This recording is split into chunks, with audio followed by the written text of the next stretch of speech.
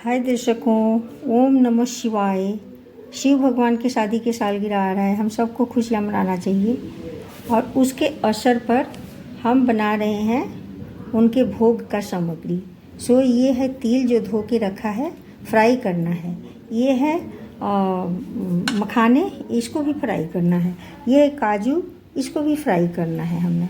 ये मिश्री है और कोकोनट बुरादे हैं, तो इनको फ्राई नहीं करना है।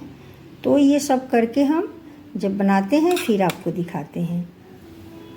देखो दर्शकों, कितना अच्छा ये तिल को हम फ्राई कर रहे हैं। तो ये आवाज़ें देखिए, फूट रहा है। अच्छे से इसको हम फ्राई कर लेंगे, इसका कच्चापन निकल जाएगा। तो थोड़ा सा तो हम बनाएंगे शिव जी के लिए मिश्रण, और थोड़ा सा कुछ और बनाएंगे, हम दिखाएंगे आप सबको। तो देखिए अभी ये रेडी हो गया, अभी ये उतार रहे हैं।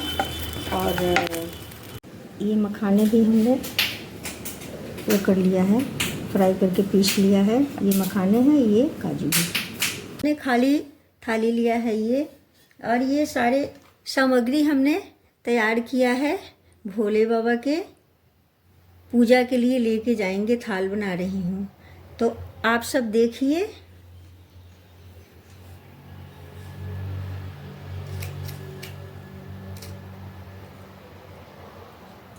सबसे पहले हम रिद्धि सिद्धि बनाएंगे। ये सबसे पहले कहीं भी बनता है।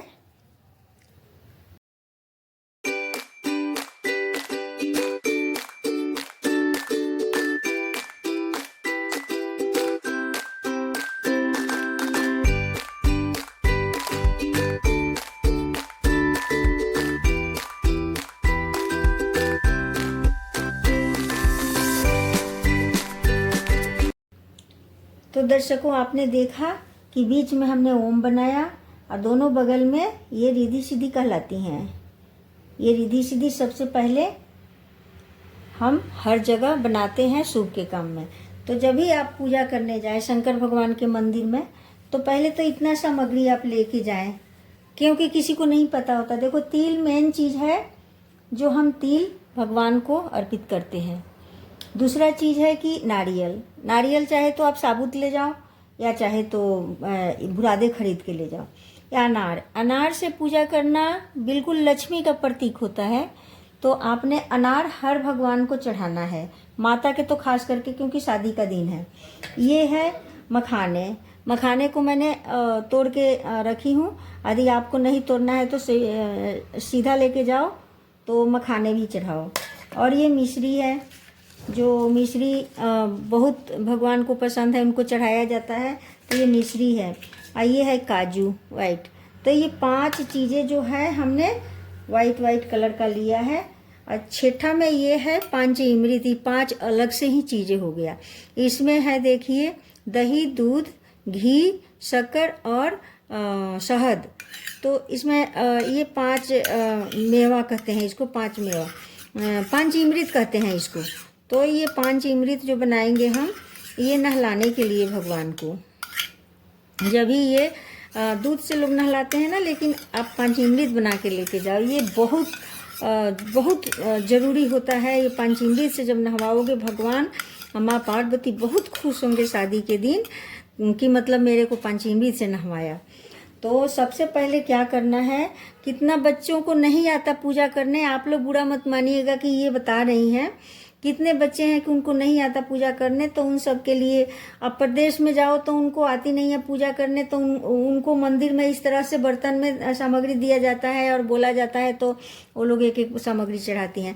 तो ऐसे नहीं होना चाहिए, आप सबको सब कुछ आना चाहिए। तो ये चनामृत है, तो इसको पहले रखते हैं। तो सबसे पहले हमने क्या करना कि ये जोत है, तो ये जोत में हमने, देखो भगवान जी को जब भी कोई देवता को जोत हम जगाते हैं तो 5 होनी चाहिए हमारे पास। ये देखो, ये 5 है, ये देख लो आप लोग, 5 है ये देखो 5 है। इसको हमने एक जगह कर लेना है, क्योंकि हमने मोली का जोत इसलिए जगाना है कि शादी के दिन बहुत अच्छा होता है मोली का जोत जगाना। और जो भगवान का शादी है तो उस दिन तो बहुत खुशी की बात है। और ये मोली से ही 5 जोत जगाना, यानी एक जगह करके जगाओ या अलग अलग करके जगाओ, आपकी मर्जी है। तो देखो अब ये इसको खड़ा रखने के लिए ये देखो सीधा जोत जगाना है, नीचे गिरा के नहीं जोत जगाते भगवान को, क्योंकि ये सीधा जगाओगे तो इसका फ़ायदा अलग ही होता है। तो इसमें हमने खड़ा मतलब ये स्टैंड नहीं हो सकता, तो इसके लिए इसमें हमने तिल डालना है। ये देखो तिल, चारों साइड से हमने जोत में तिल डाल देंगे।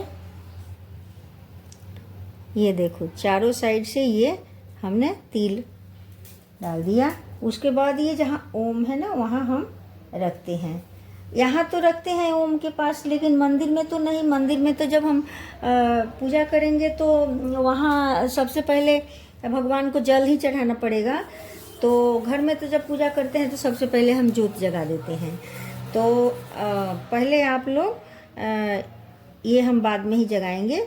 पहले ये देखो ओम है तो पहले भगवान के जल से अभिषेक कर देना, उसके बाद पंचामृत से अभिषेक कर देना ओम के ऊपर। भगवान के सिर पे ओम जरूर बनाना चाहिए, साइड में रिद्धि सिद्धि बनाना चाहिए चंदन के साथ। जैसे चंदन आपने हाथ में लिया, इस तरह से चंदन निकाला ये फिंगर से, और ओम बनाओ जैसे ये हमने ओम बनाया है। ओम बनाओ और रिद्धि सिद्धि बनाओ दोनों साइड भगवान के, शिव भगवान के।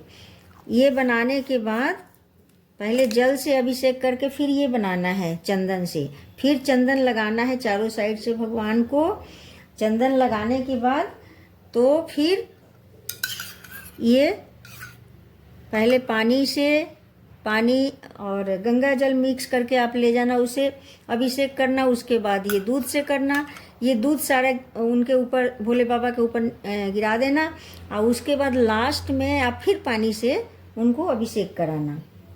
अभिषेक हो गया, उसके बाद आपने वो चंदन मैं बताई थी ना, चंदन के लेप लगाना, रिद्धि सिद्धि बना के और ओम बना के चंदन का लेप लगाना। उसके बाद आपने जो तो अंदर नहीं जगाने देते मंदिर के अंदर, तो ये रख लो, आप बाहर जगाना, ठीक है। तो ये रख देती हूँ मैं। वैसे तो सबसे पहले जोत ही जगाना चाहिए, लेकिन मंदिर में नहीं जगाने देते हैं। तो उसके बाद हमने क्या करना है कि अब सबसे पहले हमने भगवान के वस्त्र पहनाना है। तो देखो ये जनेऊ है, जो ओम है भगवान के, समझ लो सिर पे ओम है तो वहाँ ये हमने पहना दिया। ये है मोली। तो मोली से तोड़ के ना आपने बड़ा सा मोली तोड़ के पार्वती और शिव जी को जोड़ देना है एक में। जैसे वहाँ मान लो पार्वती है, यहाँ शिव भगवान है, तो इस तरह से जोड़ना है।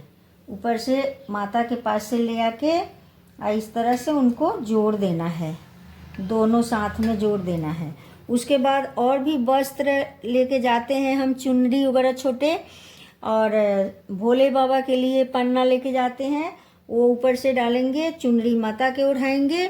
और ये सिंदूर है, ये माता के, मान लो ये माता है तो चढ़ाएंगे, चूड़ियाँ हैं माता के चढ़ाएंगे।